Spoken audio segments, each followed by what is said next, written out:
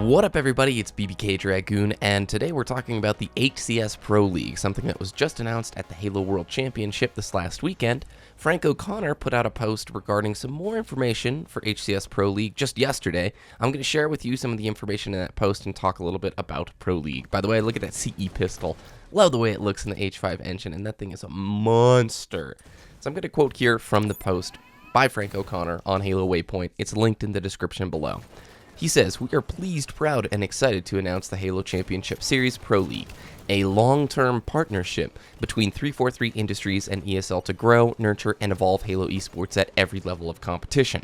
Initially, the league will focus on Europe and North America, and given the quality of global competition, we hope to expand to other regions in the not-too-distant future, with consistently scheduled matches at the highest level of pro play on a weekly basis. The emphasis will, of course, be on pro play with recognizable names and teams participating. In addition, the Halo Championship Series Pro League will also feature a Challenger League, opening up the exciting possibilities of relegation and the opportunity for aspirational Challenger teams to knock out pro squads and replace them in the HCS Pro League standings. The qualifications, skill, and teamwork. The HCS Pro League will form the framework and basis for the action of the next HCS World Championship, and is something we're incredibly excited to launch and build upon in the coming months.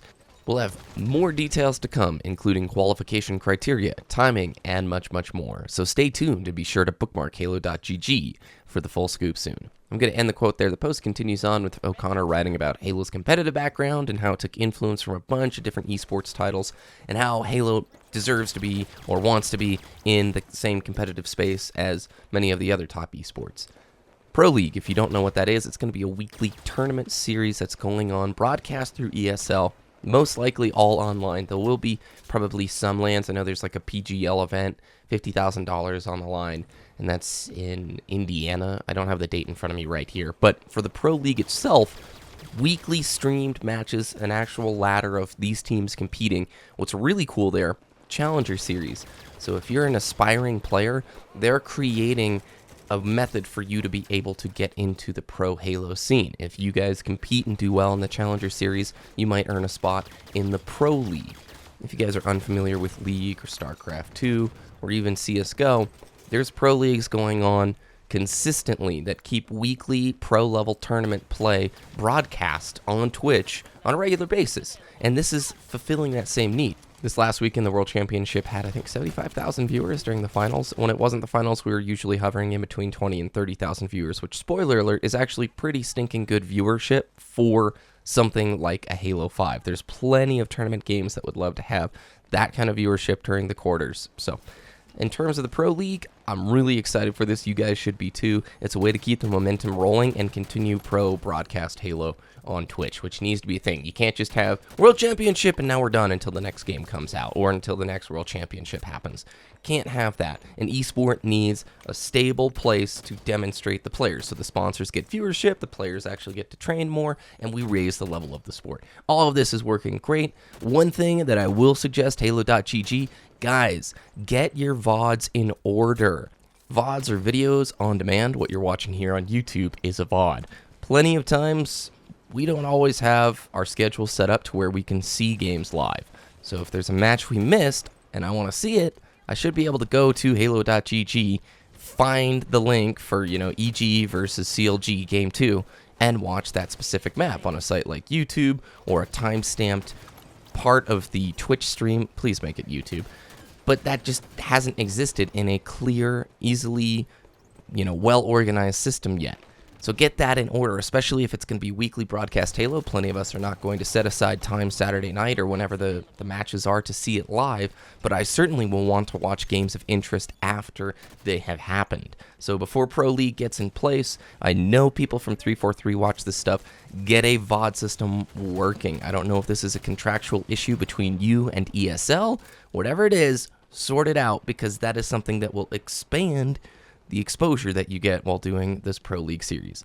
Last thing I want to mention is trash talk. During the World Championship Finals, there was a listen-in with CLG right during the last 10 seconds of the game. Production team cut to CLG and Astro listen-in, and there was like 10 seconds left in the game. It's like, what are you thinking, production crew? Like, come on. I know you're hoping for a comeback of sorts, but CLG just starts reaming the other guys, trash talking because they won the match, like using some adult language, some spicy words, and the chat's like, whoa, is that very professional? And then the Halo subreddit, same thing, posts all over the place, like, you think that trash talk was bad? Look at this trash talk from like 10 years ago.